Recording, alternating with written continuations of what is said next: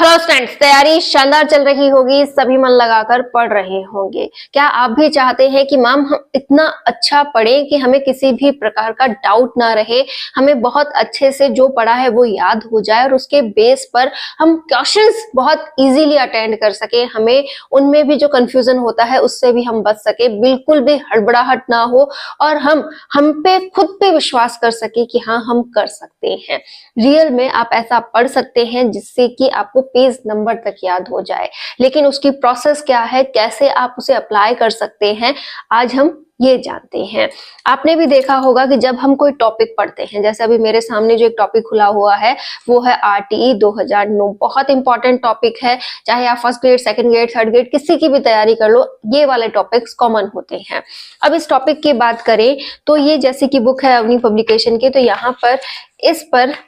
4 से 5 पेज है, totally 5 page हैं, 1 2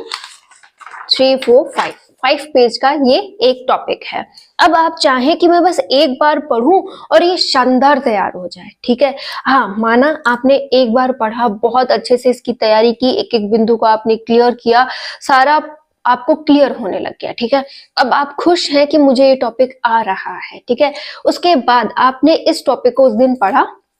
न इसको दोबारा उठा के उस दिन देखा, न नेक्स्ट डे देखा, और न ही आपने आगे चलकर इसके बारे में विचार किया। आप लगातार अगले टॉपिक्स की ओर बढ़ते चले गए, आपने बिल्कुल पर इस पर काम नहीं किया। तो एक बार आपने अच्छा पढ़ा था, माना आपको उस दिन वो सब कुछ आ रहा था, लेकिन एक लंबे समय तक, यहाँ तक कि 10 से 15 दिन भी अगर आप इसे नहीं संभालते हैं, एक बार इसकी रीडिंग नहीं लगाते हैं, तो ये आपको नहीं आएगा, और आएगा तो भी 20% या फिर मैं कहूँगी 40% से अधिक नहीं आएगा, या फिर लगेगा पढ़ा पढ़ा सा है लेकिन इसके बारे में मुझे ज्यादा जानकारी नहीं है। तो इस प्रॉब्लम से भी आप बच सकते हैं। साथ ही ये टॉपिक आपको कैसे पढ़ना है उसके लिए अगर हम देखें तो इस वाले टॉपिक को एक बार आप शानदार तैयार कीजिए, अच्छी खासी मेहनत कीजिए, और जैसे कि आपको इंपॉर्टेंट पॉइंट्स लगते हैं उन पे अंडरलाइन कर लिया, टिक मार्क कर लिया, जो भी है आप मोस्ट लगाते हैं, स्टार लगाते हैं, जो भी करते हैं उस अनुसार आप पे हाईलाइट आपने कर लिया। अब आपको करना ये है कि जब ये टॉपिक जिस दिन तैयार हुआ है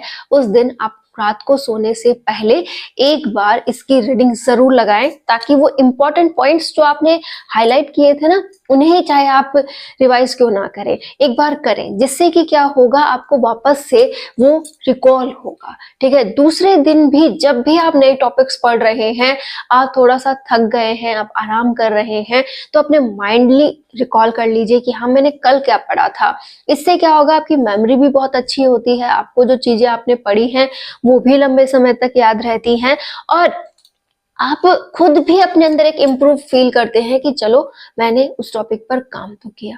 ठीक है। तो आपको करना ये है कि आप जिस दिन जो टॉपिक पढ़ें उसे एक बार सोने से पहले जल्दी जल्दी ही सही, अगर वापस से इस तरीके से रिवाइज करने का टाइम नहीं है तो एक बार आंख बंद करके जो भी आपने पढ़ा था उसी को रिकॉल कर लीजिए। दूसरे दिन भी आप वही रिकॉलिंग कर सकते हैं, जहां जहां आपको लगता है कि हाँ मुझे यहाँ से मिस हो रहा है, ये वाला नहीं आ रहा है, सडनली उस टॉपिक को वापस देखिए और उसे रिकॉल कीजिए। अब ऐसा तो बिल्कुल नहीं हो सकता कि आप एक बार पढ़े और उसमें कोई त्रुटि ही नहीं रहे और आप बस उसके आधार पर क्वेश्चन पेपर अटेंड कर लें, वो आप में कंफ्यूजन क्रिएट करेगा ही करेगा। कुल मिलाकर एक ही बात है कि एक टॉपिक को कम से कम 4 से 5 बार जब आप अपनी नजर के सामने से निकालते हैं, उसे बार बार रिवाइज करते हैं, उसका मनन करते हैं, तब जाकर वो टॉपिक हमें याद रहता है। और यही फैक्ट है कि एक बुक हमें मिली या फिर जो भी नोट्स वगैरह आप पढ़ रहे हैं वो आपके पास हैं,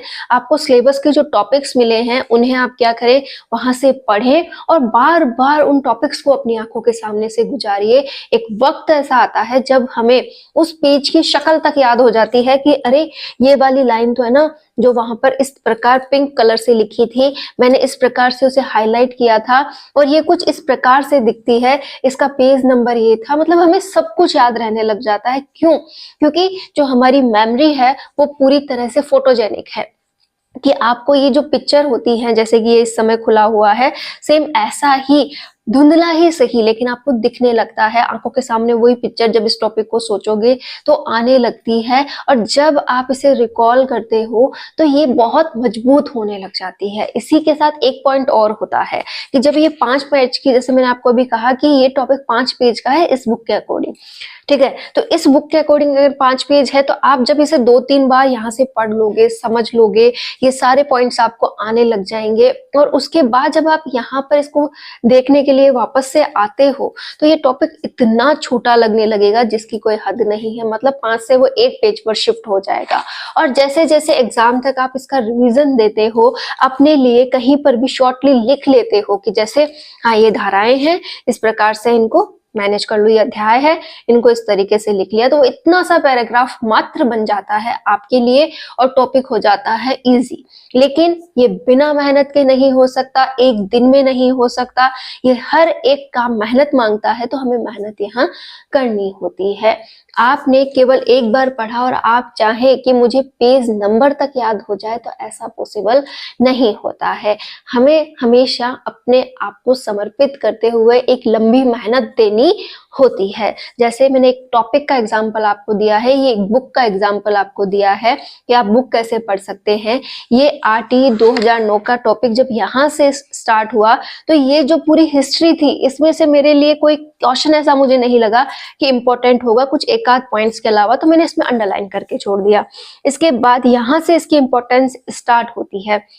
ये सभी बिंदु मैंने अच्छे से देखे, जिनको भी मुझे लगा कि यहाँ से क्वेश्चन बने हुए हैं और ये आ सकते हैं, उसे मैंने टिक मार्क अलग से किया। चाहे आप अलग पेन से कर लो या फिर आपके तरीके को बदल लो, ठीक है। या फिर हम कहें इन धाराओं से क्वेश्चन आते हैं तो इन धाराओं को मैं कैसे शॉर्टली तैयार करूं वो मैंने देखा। साथ ही साथ कौन से इंपॉर्टेंट और बिंदु हैं जो इसमें ऐड किए जा सकते हैं वो मैंने देखे। धारा पर क्वेश्चन कैसे बन रहे हैं वो भी आप देखिए। साथ ही साथ कौन सी धारा ज्यादा इंपॉर्टेंट है जिसपे ज्यादा बार क्वेश्चंस बने हैं वो आपको देखनी है। इसी के साथ यहाँ पर हम देखेंगे कि जो मानक होते हैं वो किस प्रकार के हैं, कैसे आप शिक्षकों की संख्या देखें, किस तरीके से बालकों की संख्या उस अनुसार हो, यहाँ से क्वेश्चन बनता है, तो इसे भी आप अपने अनुसार सोच विचार करके अपने माइंड में सेट करें। तो जब भी हम एक टॉपिक को पढ़ते हैं तो उसकी एक रूपरेखा बनाएं, उसके अनुसार उसे आगे बढ़ाएं कि हाँ भाई ये टॉपिक है तो एक विद्यालय पे अप्लाई होता है, तो मेरे पास ये विद्यालय है, ये विद्यालय के अंदर हमारे पास सब कुछ है, जैसे कि यहाँ पर पूरे ये रूम वगैरह है विद्यालय के, ये प्लेग्राउंड है, यहाँ पर वॉशरूम वगैरह की व्यवस्था है, यहाँ पर ध्यानाध्यापक का विद्यालय है। मतलब ओवरऑल आपको एक विद्यालय की इमेजिनेशन करनी होती है। इसमें जो धाराएं बताई गई हैं उन्हें अप्लाई करके देखना होता है कि कैसे स्थानांतरण दिया जा रहा है, कैसे बालक और जो उसके माता पिता का रोल है वो आप देखें। मतलब आपको ओवरऑल उस टॉपिक को विचार करना होता है अपनी मेमोरी में सेट करने के लिए। तो आप जितनी कोशिश करेंगे, जितना एक टॉपिक को अपने अनुसार ढालेंगे, उतना ही ज्यादा आपको वो पॉइंट्स याद रहेंगे। और रट्टू तोते की तरह अगर हम इसे ऐसे ही पढ़ते जाएं, आगे बढ़ते जाएं, तो हम उसे भूलते भी जाएंगे।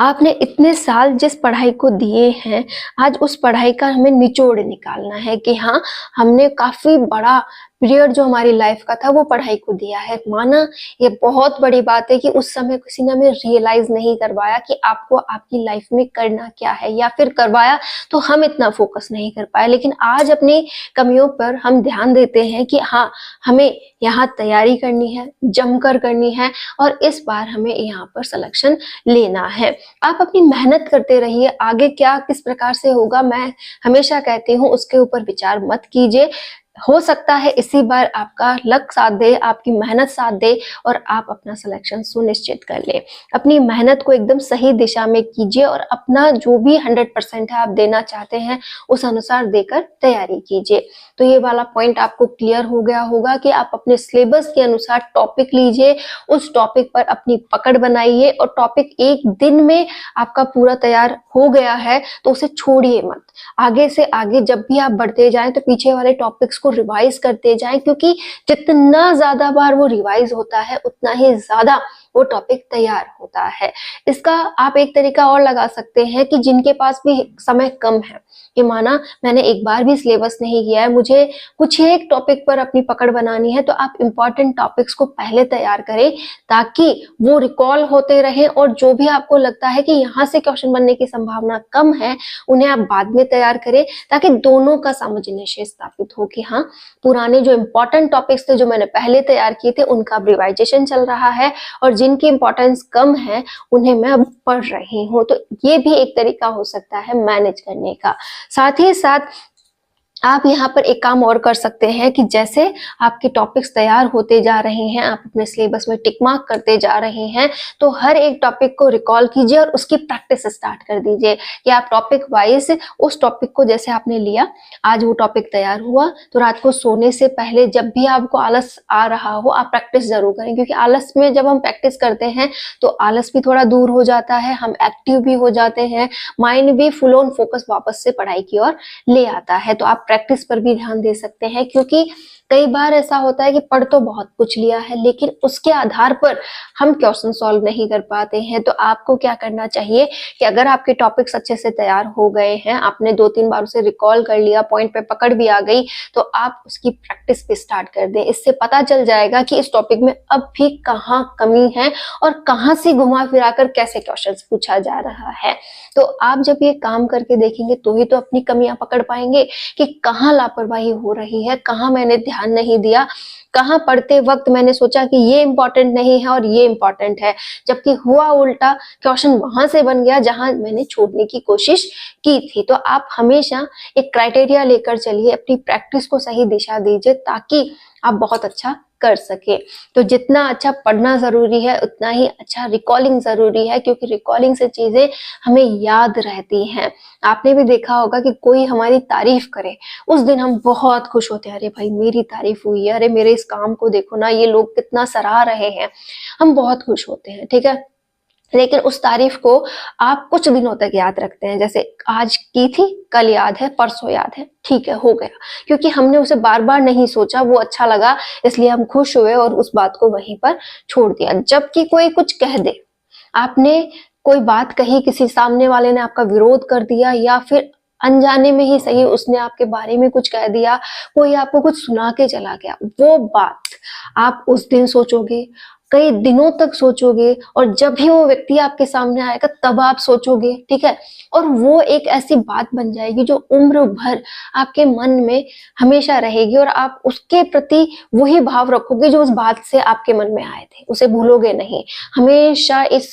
पॉइंट पे रहोगे कि कैसे उस बात को मैं उसके पलटवार करूं। करते हो ना ऐसा? तो वो वाला पॉइंट क्या है? वो पॉइंट ये है कि हमने उस बात को कितने बार सोचा था, कब कब हमने उसे रिवाइज किया था। इसीलिए कहा जाता है कि बुरी बातें तो हमें क्या है, लंबे समय तक याद रहती है और अच्छी बातें हम भूल जाते हैं। तो ये आप पे डिपेंड करता है कि आपको कैसे क्या सोचना है, कि बुरी बातों की तरह आप पढ़ाई को ले सकते हैं कि मुझे बस पढ़ाई को लेकर के ये विचार करना है कि बस बार बार इसी का ख्याल आए, कि जब भी एक विद्यालय को देखो तो आरटीआई 2009 उस पर अप्लाई हो जाए, पूरी तरह से सारी धाराएं उस पर लगा के लर्न कर लो। या फिर कोई भी एक ऐसा टॉपिक हो जिसे आपको कहीं से पढ़ना है, जैसे हिस्ट्री का कोई टॉपिक पढ़ रहे हो तो कोई भी तना बना एक मानचित्र के द्वारा आप भूल लीजिए कि यहाँ यहाँ ये हो रहा है, और बस उसकी पिक्चर आपके माइंड में सेट कर लीजिए, नाम वहां पे अप्लाई कर लीजिए, हो गया टॉपिक तैयार। लेकिन मेहनत तो आपको करनी पड़ेगी, बार बार अपने आइडियाज पे काम करना पड़ेगा, तब जाकर के एक टॉपिक तैयार होता है। तो आपने ये वाला बिंदु जरूर क्लियर कर लिया है आज कि हमें मेहनत करनी होगी। एक बार पढ़ के हम ये नहीं मान सकते कि वो टॉपिक 100% तैयार हो गया है, और जब तक हम उसकी बार बार रिकॉलिंग नहीं करेंगे उसे हम पुख्ता भी नहीं कर सकते, और बिना प्रैक्टिस के हम ये श्योर नहीं हो सकते कि इस टॉपिक से हम क्वेश्चन अटेंड कर पाएंगे या नहीं कर पाएंगे। तो प्रैक्टिस को भी स्टार्ट कीजिए, क्योंकि ये अब इस टाइम की सबसे बड़ी जरूरत। कह दिया, कोई आपको कुछ सुना के चला गया, वो बात आप उस दिन सोचोगे,